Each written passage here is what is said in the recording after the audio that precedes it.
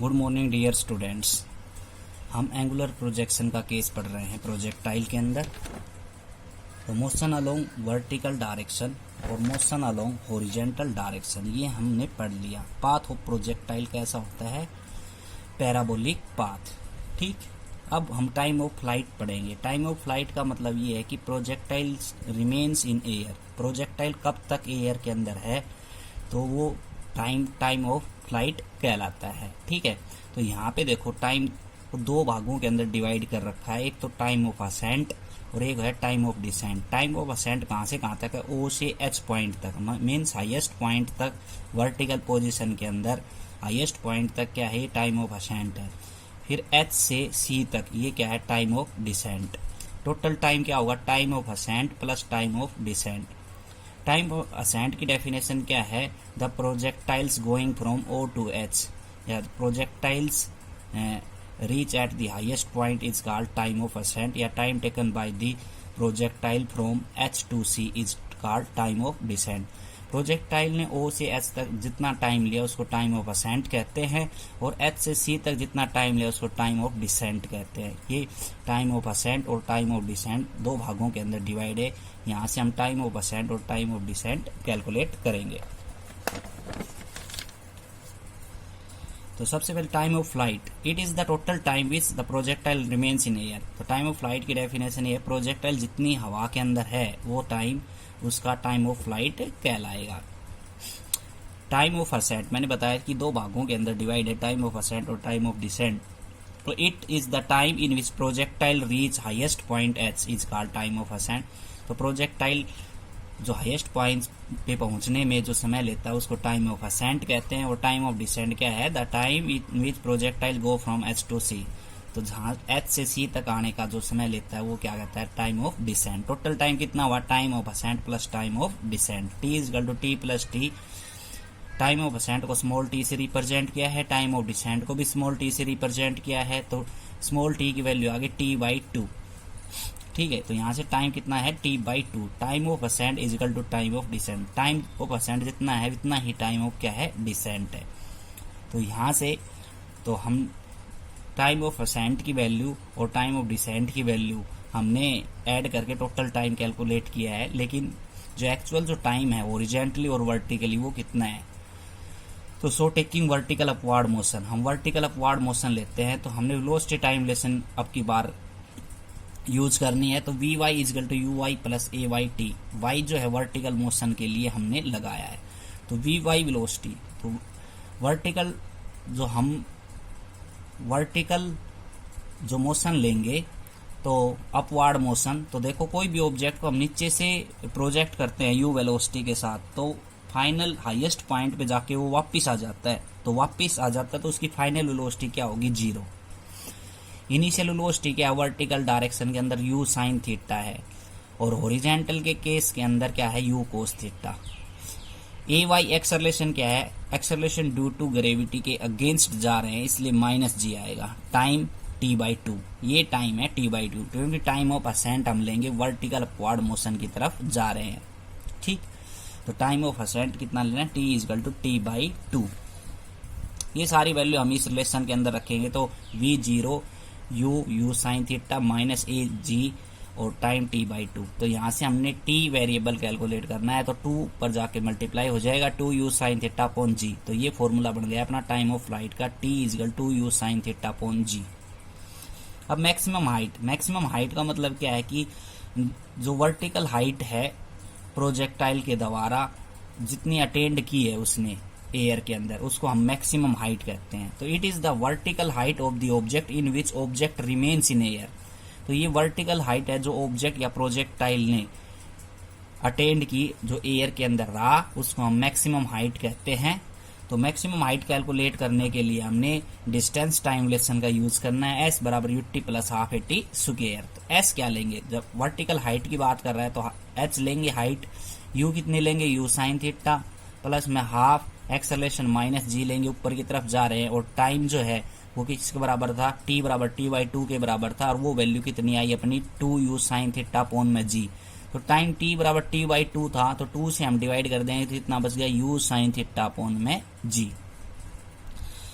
अब maximum height के लिए जो टाइम है वो टोटल टाइम आया अपना 2u साइन थीटा अपॉन जी। वो टाइम जो है हमारा हॉरिजॉन्टल और वर्टिकल के लिए दोनों के लिए आ गया कि प्रोजेक्टाइल्स एयर के अंदर कितनी रही। अब हम सिर्फ वर्टिकल अपवार्ड मोशन की बात कर रहे हैं मैक्सिमम हाइट के लिए, इसलिए टाइम हमने हाफ लिया है u sine theta upon G. ये सारी वैल्यू इस इक्वेशन के अंदर रख देंगे।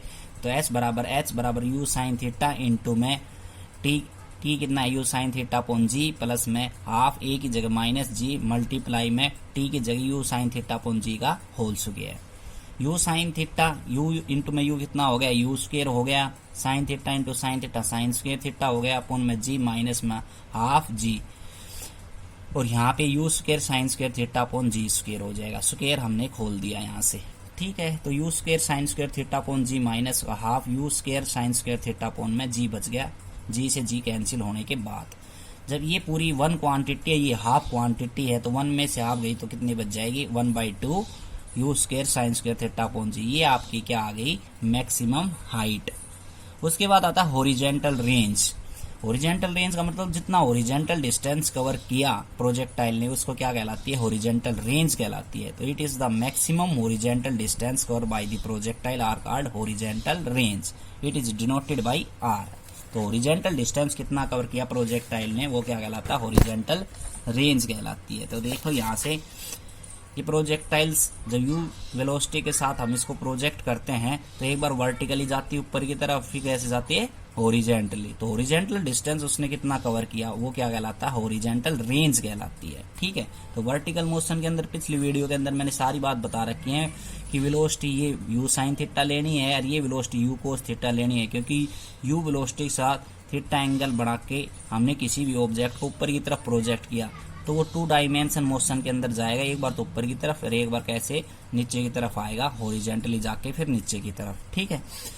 तो उसके लिए हमने आज टाइम ऑफ फ्लाइट निकाल के दिखाई और मैक्सिमम हाइट निकाल के दिखाई, और अब हॉरिजॉन्टल रेंज पढ़ेंगे। तो हॉरिजॉन्टल रेंज की डेफिनेशन हो गई। हॉरिजॉन्टल रेंज को हम आर से डिनोट करते हैं, किससे डिनोट करते हैं आर से। हॉरिजॉन्टल रेंज के लिए कौन सी इक्वेशन यूज करनी है, एस बराबर UT plus half eighty square. तो हॉरिजॉन्टल रेंज डिस्टेंस आर है अपना, horizontally velocity you cos theta है, एक्सेलरेशन हॉरिजॉन्टली हमेशा 0 रहता है, और टाइम कितना है 2u sine theta upon G. तो यहाँ पे टोटल टाइम आएगा हॉरिजॉन्टल डिस्टेंस के अंदर। Put above the value in equation first we get. तो आर की वैल्यू कितनी आई u कोस थीटा इंटू में 2u sine theta upon G plus half into में 0। तो ये क्वांटिटी पीछे वाली तो क्या हो गई 0 आगे बच गई, आर बराबर u कोस थीटा इंटू में 2u साइन थीटा अपॉन में जी। तो u इंटू में u कितना हो गया u स्क्वायर हो जाएगा, और sine 2 sine theta cos theta इसका फार्मूला होता है साइन 2 थीटा। तो 2 साइन थीटा कोस थीटा का फार्मूला होगा साइन 2 थीटा। तो u square sine 2 theta upon में जी, ये वैल्यू आ गई अपनी। उसके बाद आता है maximum horizontal range. Horizontal range maximum कब होगी जब थीटा की वैल्यू कितनी हो जाएगी 1। तो साइन 2 थीटा है यहाँ पे, तो साइन 2 थीटा है तो इसकी वैल्यू 1, और 1 कितने एंगल के ऊपर होती है साइन 90 के ऊपर। तो साइन 2 थीटा बराबर 1, और 1 की वैल्यू साइन 90 पे 1 होती है, तो साइन से साइन कैंसिल, 2 थीटा बराबर 90, थीटा की बराबर क्या आ गई 45। अब ये 45 वैल्यू अगर दोबारा से आप हॉरिजॉन्टल रेंज के अंदर रखोगे तो मैक्सिमम हॉरिजॉन्टल रेंज आ जाएगी। कैसे, तो U square sine square theta upon में जी। तो यहाँ से आप 45 रखोगे, you square sine square 2 theta upon में जी है ये, तो 45 को 2 से मल्टीप्लाई करोगे तो कितना आ जाएगा 90। तो साइन 90 का मान 1, तो आर की वैल्यू यू स्क्वायर अपॉन में जी आ जाएगी। तो ये क्या है मैक्सिमम हॉरिजॉन्टल रेंज।